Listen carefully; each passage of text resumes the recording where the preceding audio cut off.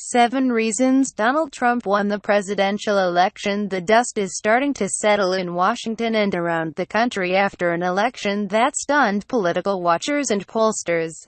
Here are 7 things we've learned about Donald Trump's path to victory Tuesday night. 1. Hillary Clinton now has a wider popular vote lead than Al Gore in 2000. But the Electoral College picks presidents. As vote continues to be counted, Hillary Clinton has now surpassed Al Gore's 2000 popular vote margin. Clinton's popular vote lead is 668,171 over President-elect Donald Trump, according to the latest totals compiled by the U.S. Election Atlas. Gore got 547,398 more votes than George W. Bush in 2000. Clinton's lead will only likely grow as votes continue to be finalized. Democrats have now won the popular vote in 6 of the last 7 presidential elections, but lost the Electoral College in 2 of them. This takes place as Democrats continue to migrate to cities and the coasts where their population is more concentrated. The Constitution mandates the Electoral College picks presidents. The founders created that system in part to avoid the largest states picking favorite sons and having outsized influence. 2. Overall turnout will be about the same as 2012. It may even surpass it when all the vote is counted. These figures represent only about half of all eligible voters in the U.S. but, as explained below, Clinton earned a lower share than Obama and more voters chose third-party candidates. 3. A significant chunk of voters were dissatisfied with their choice of candidates. The number of people electing not to vote for the Republican or Democratic nominee went up by 4.5 million votes, nearly tripling from 2012. It's difficult to say who those voters would have gone to precisely. Libertarian Gary Johnson got more than 4 million votes, or 3%, up from 1.3 million in 2012. Green Party candidate Jill Stein got 1.3 million votes in this election, only about 1% overall. But more young voters went third party this year. 18 to 9-year-olds who chose third party, other 2012 to 3%, 2016 to 8%. 18 to 9-year-olds young voters were the same share of the electorate, 19%. But went in smaller margins for Clinton than Obama, and they jumped in third-party support from 3% to 8%, 2012 to 60-37 Obama, 3% third-party 2016 to 55-37 Clinton. 8% third-party Latinos. By their sheer size, Latinos went up as a share of the electorate from 10% to 11%. But the idea that they would turn out for Clinton in bigger numbers than Obama because of Trump turned out just not be true overall, and a significant share, especially among Latinos, went third party, 2012 to 71-27 Obama, 2016 to 65-29 Clinton. 6% third party Latinos certainly had an impact in the Southwest, helping Clinton win Nevada and Colorado and even made Arizona and Texas closer than past years. Texas was within 10 points for the first time in 20 years. And Latinos were a quarter of the electorate, 24%. It might be becoming clear that about 3 in 10 Latinos are simply part of the conservative base. Black voters were down as a share of the electorate slightly and went for Clinton in a smaller margin, more like 2004 numbers for John Kerry, 2012 to 13% of electorate, 93 to 6 Obama, 2016.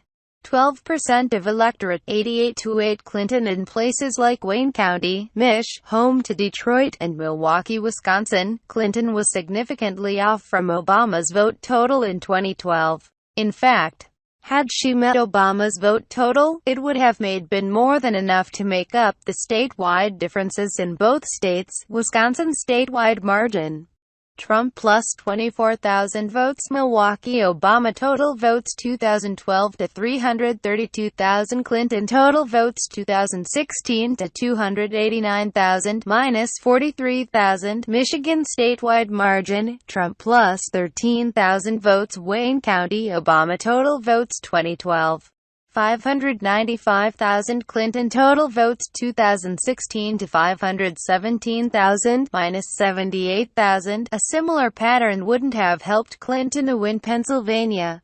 She turned out about 25,000 fewer voters in Philadelphia than Obama.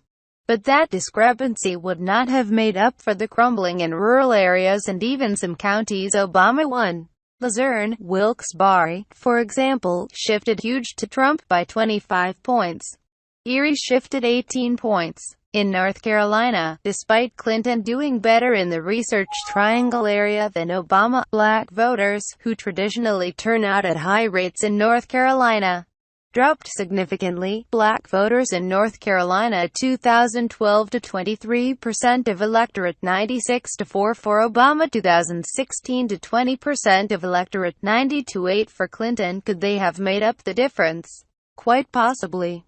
Trump won the state by 177,000 votes out of about 4.7 million votes.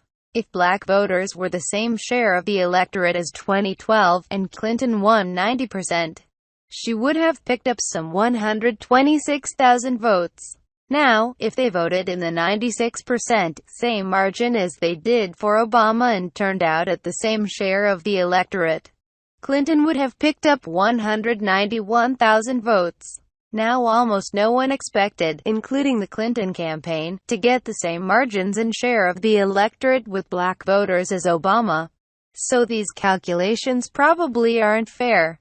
What's more, Trump increased turnout among Republicans, so the black share would have to drop even if the same raw number turned out as 2016. Sure, mathematically, no slippage with black voters, no third-party bleed among young voters in particular, and juicing the Latino vote would have meant Clinton could have won despite a white working-class cratering. More on that below. But that's not realistic, considering the election didn't take place in a vacuum. The declines are interrelated. Postgraduates went by a slightly wider margin for Clinton than Obama, 2012 to 18% of electorate, 55 to 42. Obama 2016 to 18% of electorate, 58 to 37. Clinton. This furthers the distinct education gap in this election, especially among whites. 5. Whites without college degrees have fled to the GOP. They were a group Democrats used to compete with. In 1992 and 1996, Bill Clinton won them by a point. But they have fled to the GOP in the years since, and now the gap between whites with college degrees and without appears to be the widest ever. A whopping 35 points. NPR's Danielle Kurtzleben charted it here. Whites without a degree 2016, our plus 392012, our plus 262008, our plus 182004, our plus 232000, our plus 171996, D plus 11992, D plus 16. And that leads to what might be the biggest story of the election: Democrats cratering with blue-collar white voters. Ohio and Iowa went by huge margins for Trump, almost 10 points in Iowa and 9 in Ohio. Trump won Wisconsin and Pennsylvania by less than a point, leads in Michigan by an even smaller margin, and lost by less than 2 points in Minnesota. These are all states that went for Democrats in 6 straight presidential elections. They were crucial to the Democratic blue wall, and Trump took a sledgehammer to it.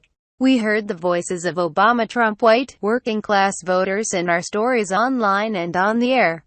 But they never registered in big enough numbers, in public or private, nonpartisan, Republican or Democratic polling before the election to show that a Trump win was apparent.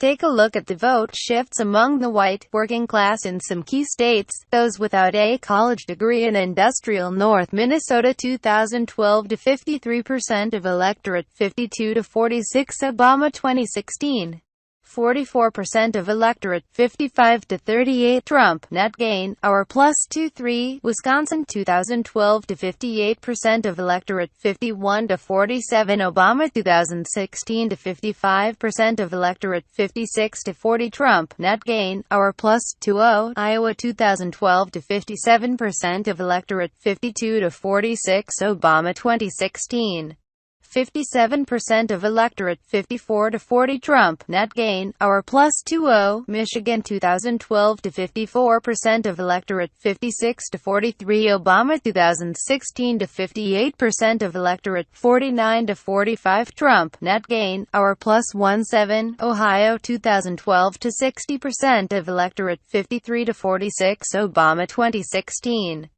56% of electorate 51 to 45 Trump net gain, our +13 Pennsylvania 2012 to 52% of electorate 57 to 42 Obama 2016 to 52% of electorate 52 to 45 Trump net gain, our +127 Clinton forgot how she campaigned in 2000.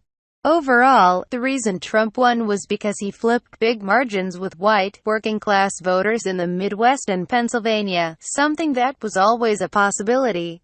Trump spoke to these voters, whether it was on policy with how he blew up the Republican message on trade and Clinton's ties to the establishment and pro-globalist agenda, or his fueling white resentments and racial bias, and there was likely some degree of sexism that played a role.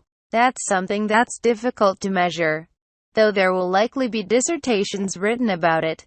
But Clinton made her mistakes with this group, calling half of Trump's supporters deplorables, likely fired up these exact kinds of voters. For example, the late in the campaign letter from FBI Director James Comey about Clinton's emails likely also played a role, reinforcing a narrative about her as untrustworthy, especially with voters who were prone to believe the worst about her. In the end, though, Clinton allowed the caricature created of her to become cemented. It's actually surprising considering how she campaigned for her 2000 Senate seat. Back then, she took on the caricatures of her as a carpetbagger who didn't deserve it by meeting and talking with voters in upstate New York. Some questioned that strategy given New York City and the suburbs have such big populations and generally determine the outcome of statewide races. Sound familiar? Clinton, though, worked hard and won many of them over, and easily won the Senate seat. She never did that this time. It was something she promised she would do at the outset of this campaign. But it was never attempted during the general election when she was against Trump. Instead, she was largely absent from the campaign trail for most of August, staying out of the news.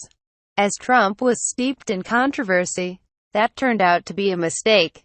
She never created an affirmative message about her candidacy. Stronger Together was reactive to Trump, and she took for granted what used to be a critical piece of the Democratic coalition.